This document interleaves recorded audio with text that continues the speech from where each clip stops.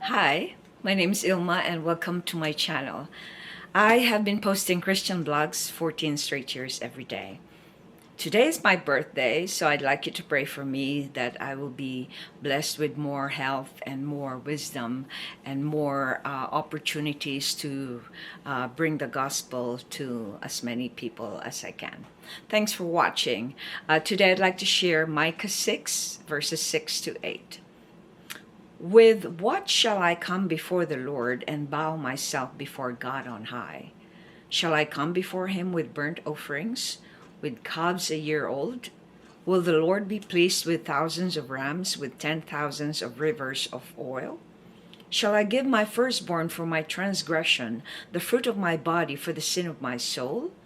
He has told you, O man, what is good, and what does the Lord require of you? But to do justice and to love kindness and to walk humbly with your God. Micah 6, 6 to 8. Here's my poem. Walking humbly with God is surrender. When you serve the Lord your God, you will obey what he says. If you do not know your God, how can you even desire to surrender? If you believe in the Lord, you will be saved from your sinful nature. Unbelief is the defiance of the truth that God gave his only Son, Jesus. Accept the truth and your unbelief will be replaced with faith. Walk humbly with God and surrender all of your mind, soul, and heart. Be kind and love one another and never forget to be fair and just. This is the only way that the Lord your God will be pleased with you. Here's my commentary.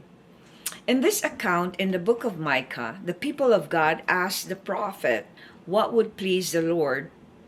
Interesting to hear this query from God's own covenant people. Sometimes, when we do not want to obey what is required of us, our human nature gets the best of us and pretends that we don't know.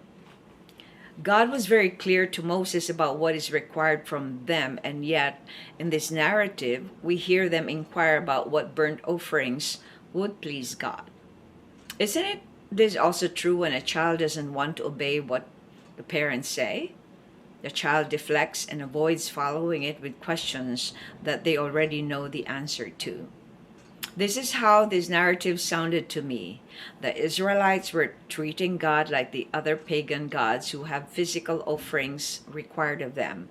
They were stuck in the religious practices that they have failed to understand or avoided so that they don't have to do what is needed. This clearly illustrates the wickedness of the human heart. We do not listen or remember who God is because we are so wrapped up in the rituals. The Lord wants a relationship with them and not religious practices. It is almost felt sarcasm to ask God what they already know. If they follow the laws of God, they would know what he wants from them as offering.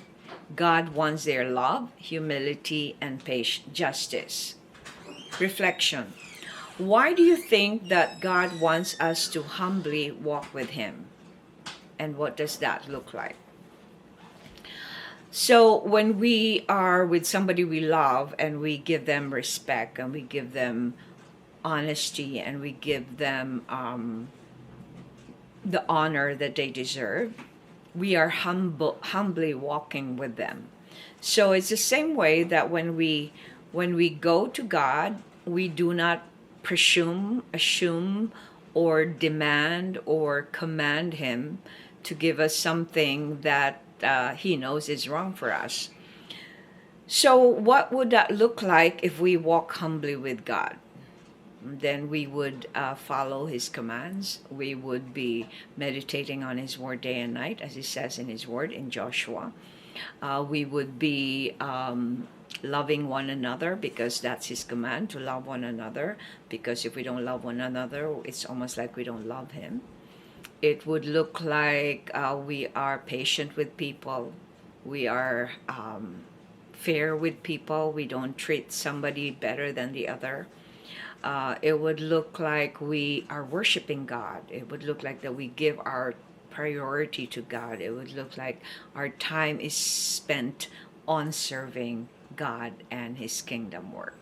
Thanks for watching. I hope you check my website at ilmaars.com for artworks, photographs, and a copy of this blog.